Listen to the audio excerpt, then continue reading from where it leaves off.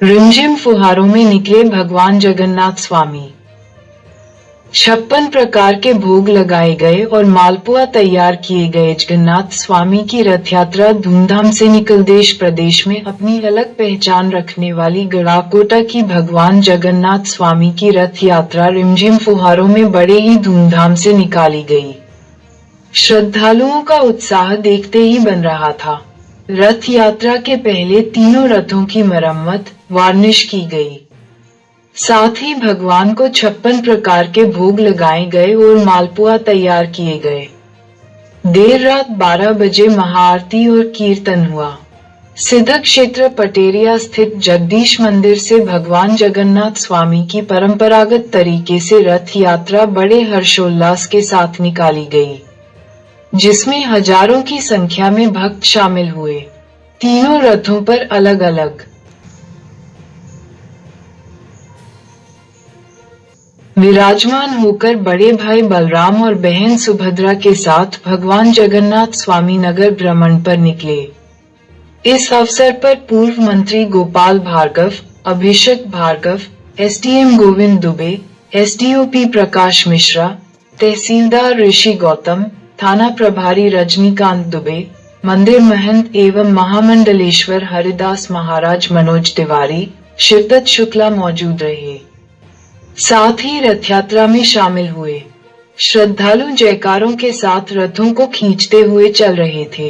साथ ही ढोल, मंजीरा, झांझर और भजनों की प्रस्तुति दी जा रही थी।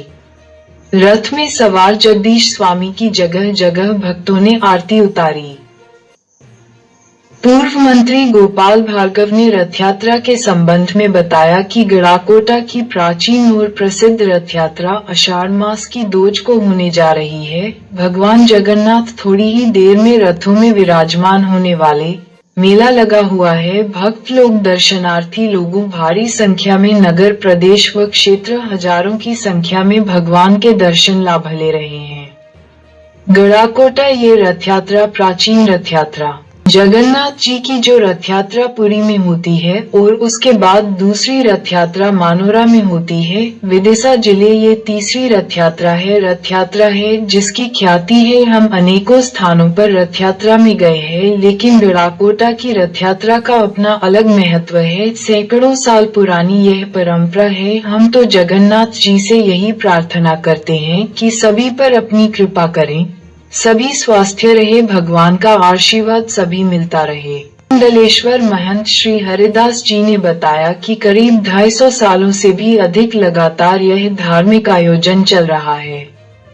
यहाँ बता दें कि यात्रा रूई बाजार पहुँचने पर परंपरानुसार नगर के बाजार वार्ड स्थित लंबरदार परिवार से जगदीश नायक के व परिजनों में के नायक, राकेश नायक, विनीत नायक के द्वारा गाजे बाजे और आतिशबाजी से भगवान की आगवानी की गई। जनकपुरी पहुंचने पर आरती के बाद भगवान को विराजमान किया गया। 14 जुलाई सावन के पहले सोमवार तक यहां रुककर भगवान वापस सिद्ध क्षेत्र जगदीश मंदिर पटेरिया जाएंगे।